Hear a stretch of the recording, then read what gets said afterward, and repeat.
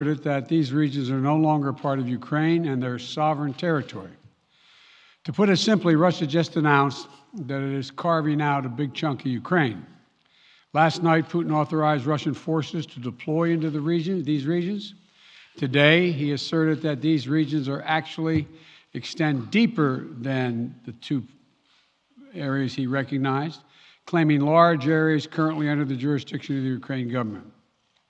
He's setting up a rationale to take more territory by force, in my view.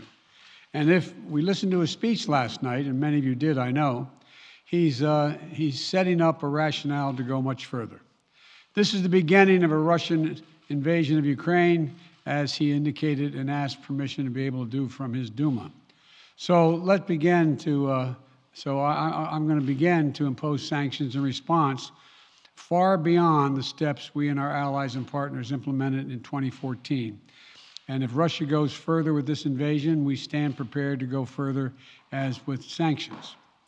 Who in the Lord's name does Putin think gives him the right to declare new so-called countries on territory that belong to his neighbors? This is a flagrant violation of international law and demands a firm response from the international community. Over the last few months, we've coordinated closely with our NATO allies and partners in Europe and around the world to prepare that response. We've said all along, and I've told Putin to his face more than a month ago, that we would act together. And the moment Russia moved against Ukraine, Russia has now undeniably moved against Ukraine by declaring these independent states. So today, I'm announcing the first tranche of sanctions to impose costs on Russia in response to their actions yesterday. These have been closely coordinated with our allies and partners and will continue to escalate sanctions if Russia escalates.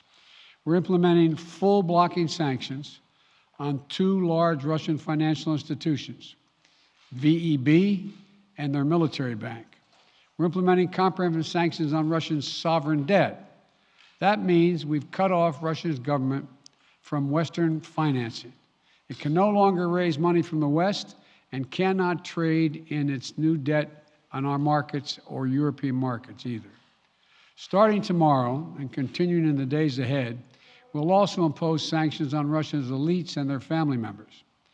They share in the corrupt gains of the Kremlin policies and should share in the pain as well.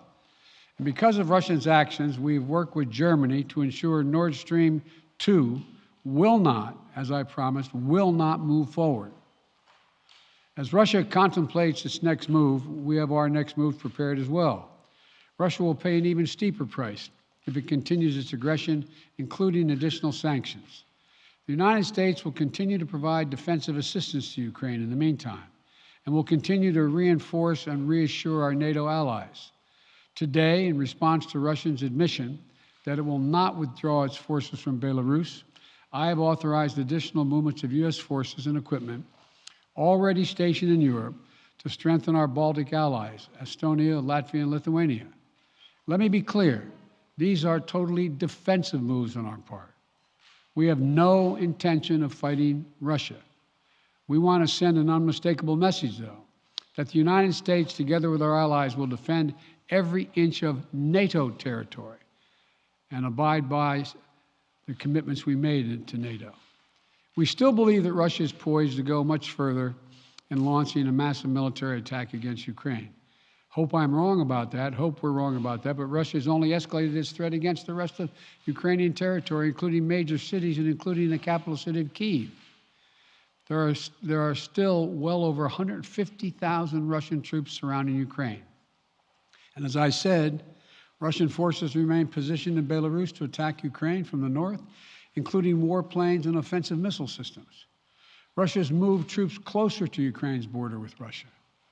Russia's naval vessels are maneuvering in the Black Sea to Ukraine's south, including amphibious assault ships, missile cruisers, and submarines. Russia's moved supplies of blood and medical equipment into position on their border.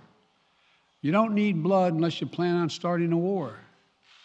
Over the last few days, we've seen much of the playbook that Secretary Blinken laid out last week in the United Nations Security Council come to pass.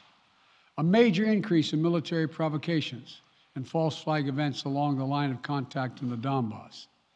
Dramatically staged, conveniently on-camera meeting of Putin's Security Council to grandstand for the Russian public. And now, political provocation of recognizing sovereign Ukrainian territory as so-called independent republics in clear violation, again, of international law. President Putin has sought authorization from the Russian parliament to use military force outside of Russian territory. And this set the stage for further pretexts of further provocations by Russia to try to justify further military action. None of us should be fooled. None of us will be fooled. There is no justification. Further Russian assault in Ukraine remains a severe threat in the days ahead. And if Russia proceeds, it is Russia and Russia alone that bears the responsibility. As we respond, my administration is using every tool at our disposal to protect American businesses and consumers from rising prices at the pump.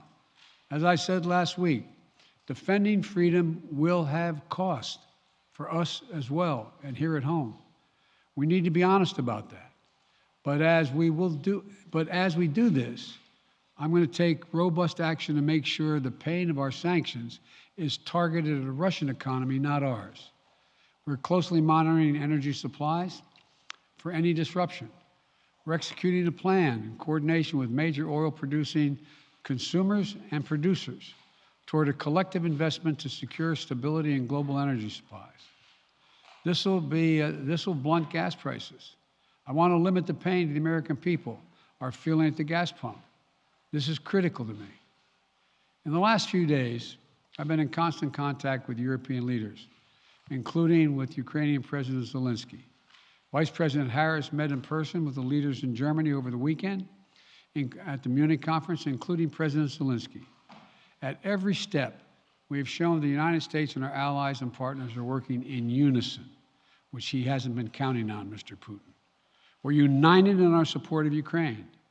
We are united in our opposition to Russian aggression. And we're united in our resolve to defend our NATO alliance. And we're united in our understanding of the urgency and seriousness of the threat Russia is making to global peace and stability.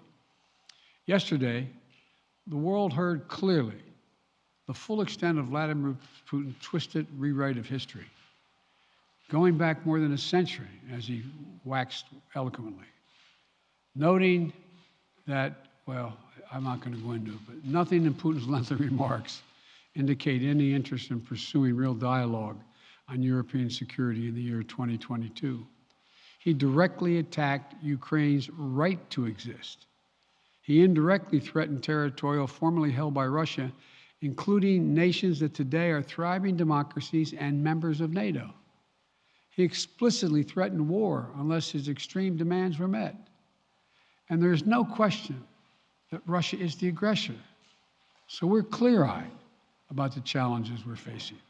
Nonetheless, there is still time to avert the worst-case scenario that will bring untold suffering to millions of people if they move as suggested. The United States and our allies and partners remain open to diplomacy if it is serious. When all is said and done, we're going to judge Russia by its actions, not its words. And whatever Russia does next, we're ready to respond with unity, clarity, and conviction. We'll probably have more to say about this as it moves on. I'm hoping diplomacy is still available. Thank you all very much. Sir, are you still open to meeting with Vladimir Putin, sir?